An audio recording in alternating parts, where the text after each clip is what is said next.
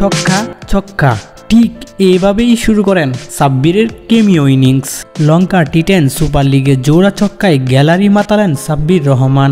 আগের ম্যাচে তার হাঁকানো বাউন্ডারির মাধ্যমে জয় নিশ্চিত হয় হাম্বানটোটা বাংলা টাইগার্সের। তবু এদিন ব্যাটিং অর্ডারের একেবারে শেষ দিকে সুযোগ দেওয়া হয় সাব্বিরকে।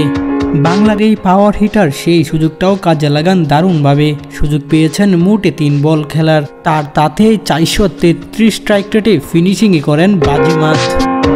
আগের দিন শনিবার ইনিংসের শেষ দিকে ব্যাটিংয়ে নামানো হয় সাব্বিরকে। তখন ব্যাটিংয়ে নেমে 5 বলের মধ্যে হাঁকান 2টা বাউন্ডারি, 220 স্ট্রাইক রেটে 11 রানে অপরাজিত নক। প্রতিপক্ষের স্কোরবোর্ডে বেশি রান না থাকায় ভালো শুরুর পরও বড় ইনিংস খেলতে পারেননি এই বাংলাদেশি ব্যাটার। তবে অল্প সময় উইকেটে থেকেই মন জয় করে নেন সবার। তবে আজ ইনিংসে 3 বল বাকি থাকতে 6 উইকেট পতনের পর ব্যাটিংয়ে সুযোগ পান বাংলার এই hard hitter batsman Sabbir Rahman. ব্যাটিংয়ে নেমেই শুরুতে ওয়াইডের মুখোমুখি হন এই ব্যাটসম্যান। এরপর ব্যাট থেকে হাত ফসকে গেলেও ঠিকই বল সীমানা পার করেন। সাব্বিরের মাঝে অস্বস্তিতে পড়ে যান বোলার। পরের বলে বোলারকে আরও অস্বস্তিতে ফেলে দেন এই টাইগার ব্যাটসম্যান।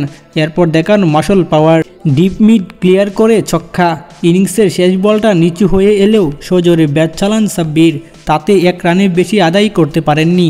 সব মিলিয়ে মোট 3 বল খেলার সুযোগ পান।